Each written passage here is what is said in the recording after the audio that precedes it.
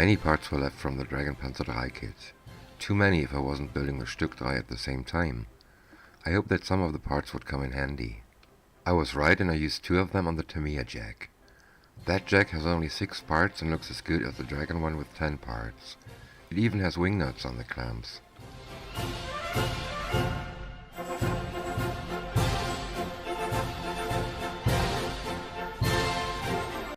The wire cutters look very similar, but the Dragon part has a better clamp.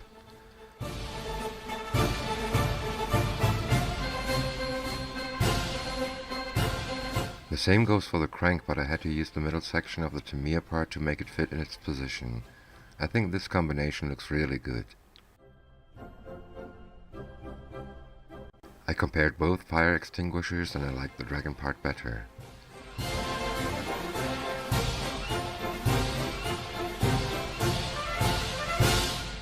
Only the upper bit was nicer on the Tamiya one, so I cut it off and used it together with the Dragon part.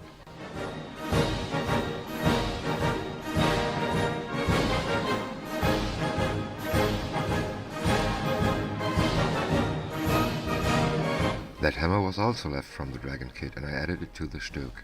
The crews often made changes on their vehicles to suit their individual needs. I used the Tamiya cleaning rod, but I wanted to show you this. In my opinion, the front portion looks even better on the Tamiya part.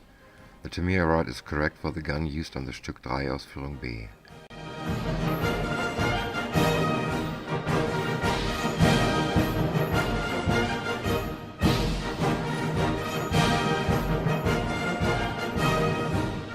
When I compared the 2 convoy taillights, I noticed that the Tamiya part had an ugly ejector pin mark. The Dragon part has a slightly different shape and nicer detail like that tiny hole in the flap, so it was no question which of the 2 I would use. I also changed the rear mud guards. They need a little battle damage before painting.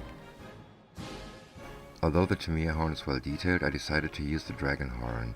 Again, the Tamiya part had an ejector pin mark on the rear, but at least I used its base.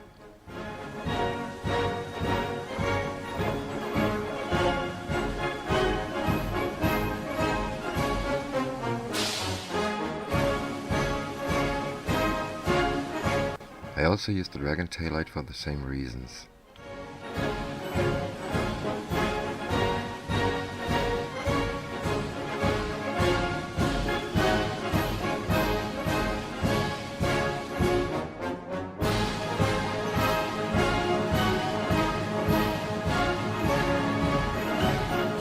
One of the clear position lights was left from the Dragon kit, and I glued it on the left fender.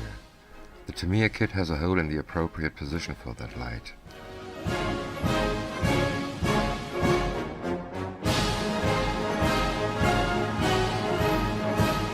On the right fender I had to use the Tamiya part. It'll be hidden under a piece of cloth.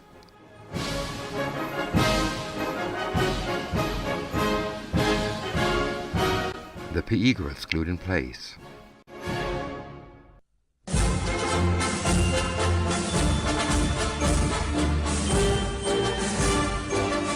Here you can see the difference between the Dragon and the Tamiya grills. The PE headlight covers look nice. Adding the little damage at the top was not so easy, cause Tamiya PE is not as flimsy as the PE other companies provide us with. And now for the mistakes I made. Number 1, I glued the pintles to the towing points. I shouldn't have done it because that's where I wanted to mount the spare track links. Here you can see the tools I used for my second mistake.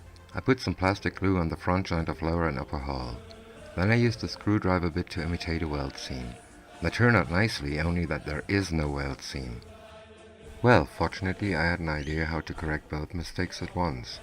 I added 2 more Dragon parts, racks for spare track links. I used the Tamiya links for some dry fitting. That looks nice, and I'll use spare track links from another company to finish the job.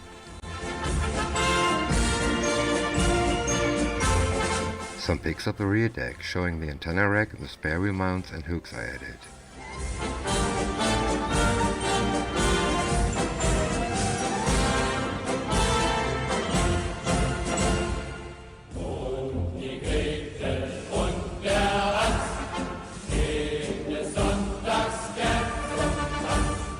Weil das Tanzen Freude macht und das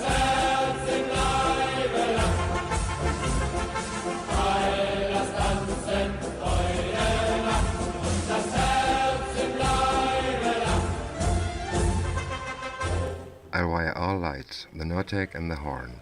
Papa Kilo 135's Armor and Sergeant Bones provided me with drawings and pics on how to do it. Please check out the channels.